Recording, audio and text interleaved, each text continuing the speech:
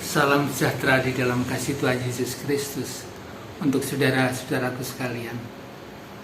Judul renungan hari ini adalah Ketika dihina dan direndahkan. Firman Tuhan yang mendasari diambil dari Injil Matius pasal 23 ayat 12 yang demikian bunyinya. Barang siapa meninggikan diri, ia akan direndahkan. Dan barang siapa yang merendahkan diri, ia akan ditinggalkan. Ini adalah prinsip dasar. Kerendahan hati akan ditinggikan oleh Tuhan. Saudaraku yang dikasihi oleh Tuhan Yesus. Yang pertama, di dalam Alkitab, pengalaman dihina dan direndahkan diri dipandang sebagai penderitaan orang-orang percaya, seperti Tuhan Yesus menderita waktu di bumi. Yang kedua, pandangan Alkitab tentang penghinaan atau merendahkan diri itu. Satu, teladan Tuhan Yesus, karena dia sendiri telah mengalami dan direndahkan, dianiaya, tapi dia tidak membalas. 1 Petrus 2 ayat 23. Pandangan yang kedua, kerendahan hati itu harus diprioritaskan. Matius 23 ayat 12. Orang yang rendah hati akan ditinggikan.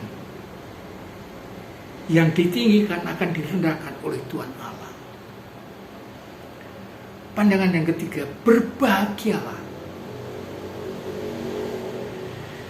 Di dalam penganiayaan, dalam khotbahnya Tuhan Yesus di bukit,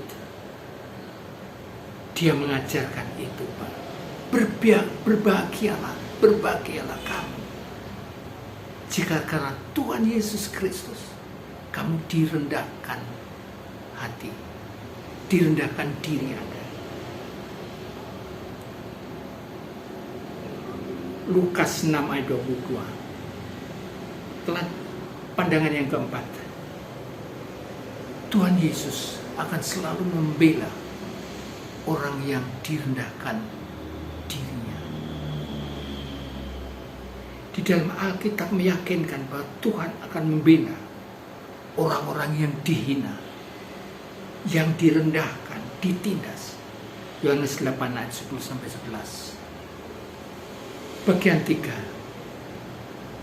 Bagaimana nasihat yang praktis bagi orang yang percaya, yang dihina, direndahkan itu bagaimana? 1.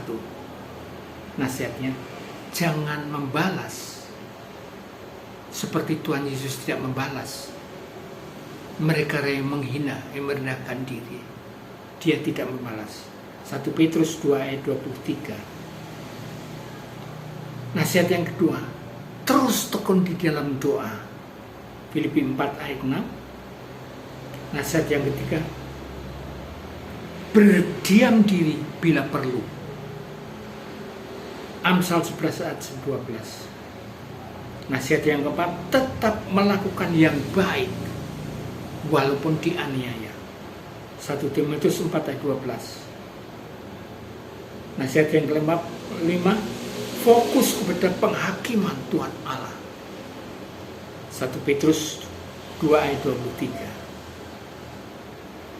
Bagian yang 4, sebagai kesimpulan, ketika kita ditindas, dianiaya, direndahkan diri, direndahkan hati kita. 1. Hadapi dengan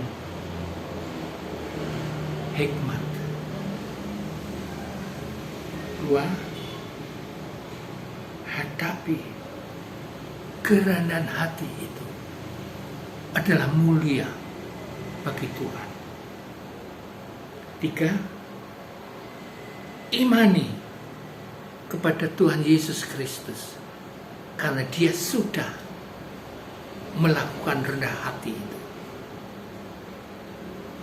4. Akhirnya dia akan memberikan keadilan dan penghiburan untuk bertahan. Jadi Allah dalam Tuhan Yesus selalu memberikan kekuatan penghiburan untuk bertahan di dalam aniaya, kerendahan hati, dan penghinaan. Immanuel. Amin.